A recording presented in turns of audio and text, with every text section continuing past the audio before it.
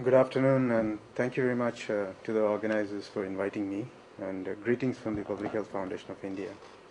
So I initially thought it was a panel discussion, then I quickly made some slides. What I thought I'll do over the next 10 minutes or so is just to share with you some of our experiences in using mHealth technologies, particularly in research, to improve the prevention and control of chronic non-communicable diseases such as cardiovascular disease and diabetes in India.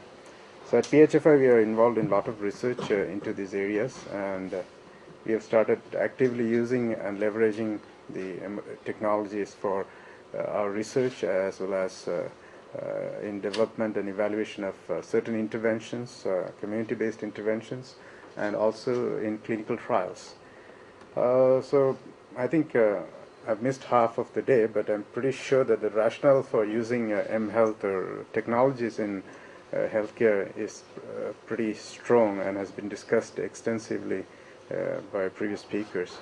So why we are looking at using technology is just for the fact that in most chronic conditions, the health outcomes are very suboptimal because people do not attain the recommended target levels in terms of treatment outcomes.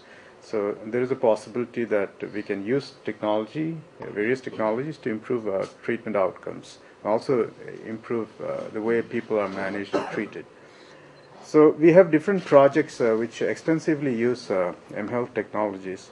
I'll share some of the insights from an ongoing very large project in two sites in India, in north and south, and it involves reaching out to almost 4 lakh people across both the sites, in urban and in rural areas.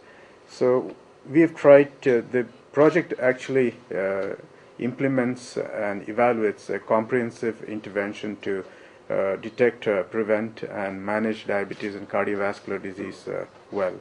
And it involves many interventions directed at the whole population, directed at patients, and also directed at the health system, and also directed at building capacity of healthcare providers. So if I were to just summarize a few of the areas that we extensively use technology, this would be first in the domain of data capture, electronic data capture.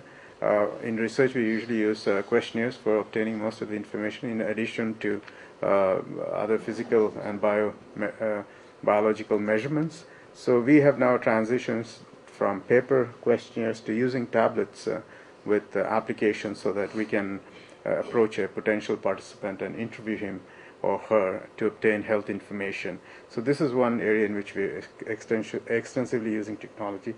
The second is, as discussed in the pre-lunch talk, the use of geographic information systems, or GIS, to map out households, neighborhood, the built environment, and also look at various healthcare facilities such as hospitals, pharmacies, etc., and also map out the different providers that are available in different areas. The third thing we're using is for doing e-screening, or a quick screening for diabetes and cardiovascular disease in the community. So this is basically based on a non-laboratory based risk score, where a person is asked the age, the family history of diabetes, their height and weight, blood pressure measured, and then based on this parameters, a risk score is generated, which indicates whether a person is at high risk or at low risk of having diabetes. Of course, this needs to be further evaluated and confirmed through the healthcare system, but it's an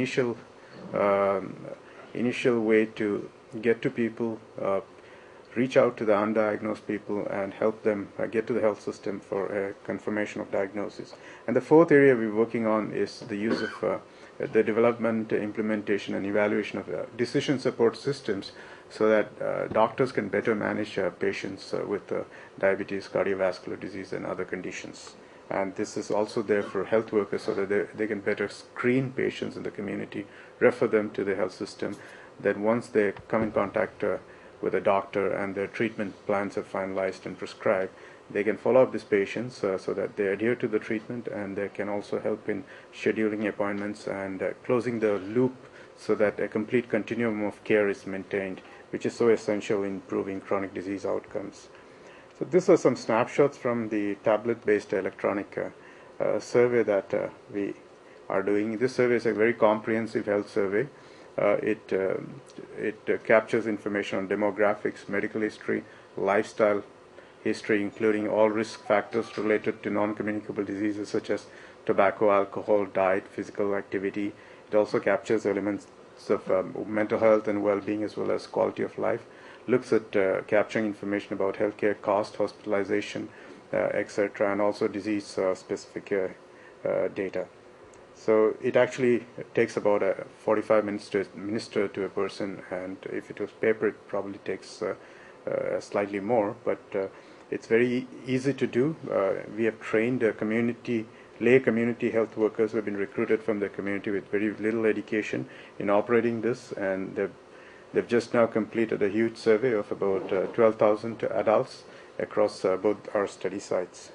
And we're just analyzing the data. It's got 10 sections ranging from demographics to hospitalization and healthcare cost, as well as quality of life and other things.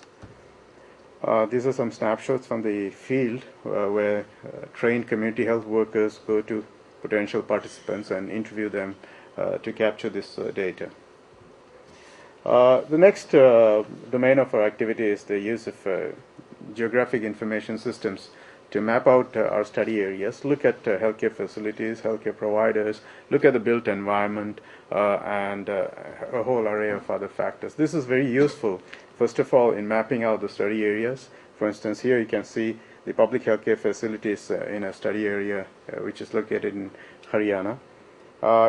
And we also can map out, similarly, providers, as this slide shows, the private physicians who are modern medicine physicians.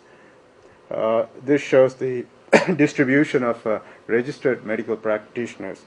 And this slide is quite revealing in the sense that if you look at the circled yellow area, you don't find any RMPs. And this is because this area is a relatively well-off area of the town, and we would expect actually more MBBS doctors compared to RMPs being practicing in these areas and catering to the population. So this sort of analysis provides really good perspectives on the distribution of providers, and also helps us assessing where actually patients are obtaining their care.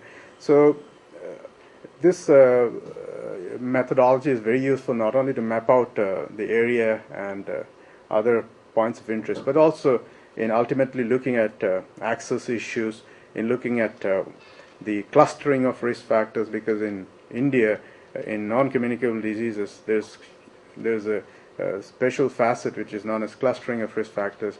People tend to have one or more risk factors. So you can find out areas of low physical activity, poor diet, where a lot of tobacco advertisements are there, or tobacco and alcohol shops are there. So you can look at the built environment in different ways to draw obviously ecological conclusions, but very helpful pointers about the population's health, its access to the healthcare system, and also the distribution of risk factors in the population. One of the major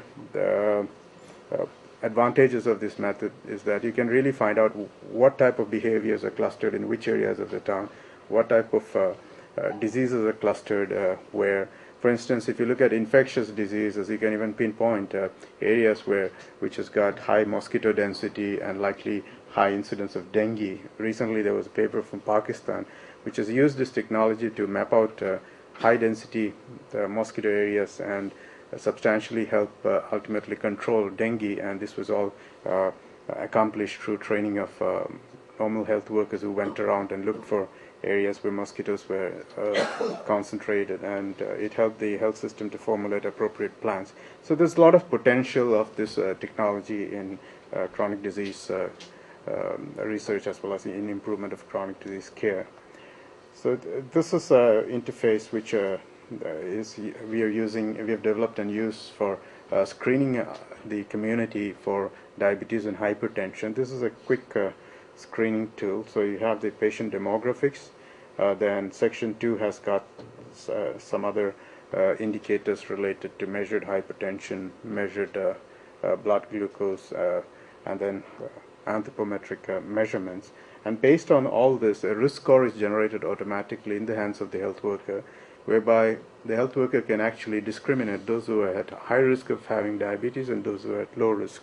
So the low risk people are counseled on maintaining their healthy behaviors or modifying some of the behaviors that are not so healthy, and the high risk people are referred to the healthcare system for further confirmation, evaluation, confirmation, and management. The last thing I just wanted to highlight was the use of decision support systems. In India, most of the people with chronic diseases, as I indicated right at the beginning, are not controlled to recommended targets. So there's a lot of potential for improving care so that we can actually obtain very good outcomes in terms of their health. So we have tried to incorporate evidence-based guidelines into decision support systems which will assist healthcare providers, particularly physicians, in screening, diagnosing, and managing patients, helping them formulate personalized management plans for patients. And obviously, this sort of effort looks towards expanding the scope of chronic care beyond the traditional clinical settings and also contribute ultimately to improve patient self-management, because in chronic disease that's very important. The patient has an equal part in actually ensuring good care and management outcomes. So these are some of the elements of the decision support system of the physician. So it helps generate electronic patient records or health records. Then it helps running risk scores which can be utilized for determining diabetes risk or cardiovascular risk. It helps stratify individual patients by the risk levels, initiate appropriate diagnostic and therapeutic interventions, including personalized management plans. It gives prompts to doctors in choosing different types of drugs and in calculation of doses, and indicates the indications and contraindications. And ultimately, as we as researchers are interested in data, so it helps generate serial data which can be used for quality improvement and also providing feedback, and ultimately look at establishing even surveillance systems for the outcomes we are interested. The health worker decision support system is a stripped down version. Obviously, health workers can't prescribe treatment, so they have risk scores which can help them diagnose and refer patients to the healthcare system, then assist in risk stratification and also in scheduling appointments, as well as help patients in minor dose modifications and also scheduling follow-up visits so that they're adherent to treatment and the continuum of care is closed so that the patient experiences improved health outcomes. So this is basically the interface on a tablet. So there's a login screen which is followed by a collection of basic demographics of the patient, history, medical history and lifestyle history, then whatever clinical parameters he or she has been investigated for, and it provides a summary to the physician at a glance about the patient and the diagnosis, and gives a treatment prompt, but the physician is at liberty to follow that or not. So what we've done is we've developed this, validated the methodology, and we are testing it out and in very rigorously designed clinical trials, and the results of which should be available very soon. So at this point I'd like to end, and I'm happy to take any questions.